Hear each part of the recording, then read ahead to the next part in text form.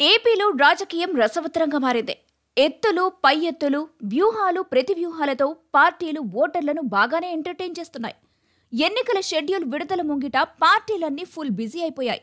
ప్రతిపక్ష తెలుగుదేశం గతంలో ఎన్నడూ లేనంత దూకుడు ప్రదర్శిస్తోంది. చంద్రబాబు ఎత్తుగడతో షెడ్యూల్కు ముందే మ్యాజిక్ ఫిగర్ అందుకొని ఏపీ ఎన్నికల ముఖ చిత్రం చూస్తే తెలుగుదేశం దూకుడు మామూలుగా లేదని తేటతెల్లమవుతోంది. తెలుగుదేశం పార్టీ ఈ ఎన్నికల్ని ఎంతో ప్రతిష్టాత్మకంగా తీసుకోవడమే కాదు, వ్యూహాత్మకంగా వెళ్తూ గెలుపు దిశగా పరుగులు పెడుతోంది. గతానికి భిన్నంగా ఆ పార్టీ అధినేత చంద్రబాబు వ్యూహాలు రచిస్తున్నారు. వైసీపీని ఓడించేందుకు అందర్నీ కలుపుకొని పోతున్నారు. జగన్ను గద్దె దించడమే ధ్యేయంగా టీడీపీ కూటమి అడుగులు దృఢంగా పడ్డాయని చెప్పొచ్చు. తెలుగుదేశం పార్టీ 144 అసెంబ్లీ, 17 ఎంపీ స్థానాల్లో పోటీ చేస్తుంది. Bharatiya Janata party 10 assembly, 6 MP స్థానాల్లో బరిలోకి దిగనుంది. జనసేన 21 అసెంబ్లీ స్థానాల్లో, 2 పార్లమెంట్ స్థానాల్లో పోటీ చేయనుంది. బీజేపీ ప్రభావం 52గా ఉంటే జనసేన ప్రభావం 87తో ఉంది. మ్యాజిక్ ఫిగర్ 88 దాదాపుగా రీచ్ అయినట్టే. అంటే టీడీపీ గెలుపు అనేది ఇక్కడే స్పష్టంగా కనిపిస్తోంది. అయితే ఎంత మెజారిటీ అనేది తేలాల్సి ఉంది. టీడీపీ కూటమి భారీ విజయాన్ని కైవసం చేసుకోబోతోందనేది తేలిపోయింది. గత అసెంబ్లీ ఎన్నికల సమయంలో వైసీపీ తరపున వైఎస్ షర్మిల ప్రచారం చేశారు. అయితే ఈ దఫా కాంగ్రెస్ పార్టీ ఆంధ్రప్రదేశ్ రాష్ట్ర అధ్యక్షురాలిగా వైఎస్ షర్మిల బాధ్యతలు చేపట్టారు. వాస్తవానికి గతంలో కాంగ్రెస్ ఓటు బ్యాంక్ వైఎస్ఆర్సీపీ వైపు మళ్లింది. అయితే వైసీపీ వైపు మళ్లిన ఓటు బ్యాంకును తిరిగి తమ పార్టీ వైపుకు తెచ్చేందుకు కాంగ్రెస్ వ్యూహాలు రచిస్తోంది. కాంగ్రెస్ కు ఓట్ల శాతం పెరిగితే వైసీపీకి భారీగా నష్టం వాటిల్లుతుంది. రాయలసీమలోని 4 జిల్లాల్లో మొత్తం 62 అసెంబ్లీ స్థానాలున్నాయి.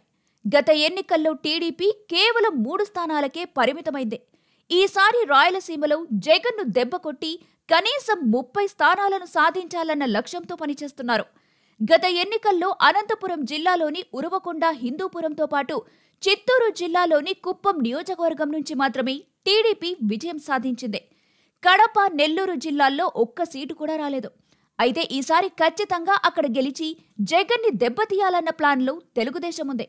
4 జిల్లాల్లో అనంతపురం, కర్నూలు, చిత్తూరు జిల్లాల్లో ఈసారి తెలుగుదేశం అధిక స్థానాలను సాధించేందుకు అవకాశాలున్నాయని పరిశీలకులు సైతం అంచనా వేస్తున్నారు. ఇక ఉత్తరాంధ్ర విషయానికి వస్తే శ్రీకాకుళం, విజయనగరం, విశాఖపట్నం జిల్లాలు తెలుగుదేశంకు కంచుకోట. అక్కడ వైసీపీని సులువుగానే దెబ్బతీయొచ్చు.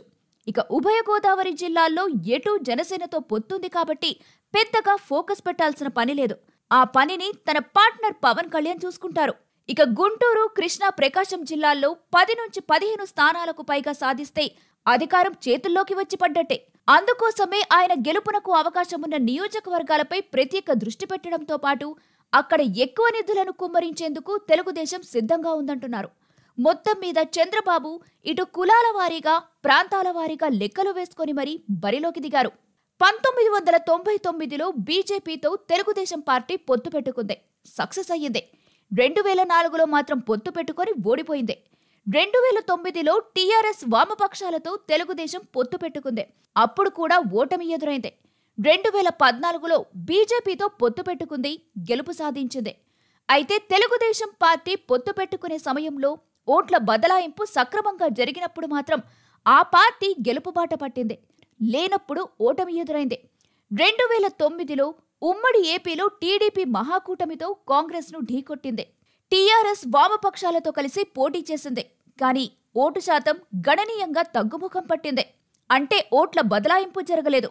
టీడీపీ సీట్ల పరంగా మెరుగుపడినా భాగస్వామ్య పక్షాల నుంచి ఆశించిన స్థాయిలో ఓట్ల బదలాయింపు జరగక అధికారాన్ని అందుకోలేకపోయింది.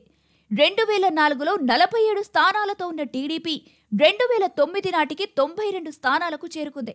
కానీ 2004లో 37.59% ఉన్న టీడీపీ ఓటు బ్యాంక్ 2009 నాటికి 28.12కు పడిపోయింది.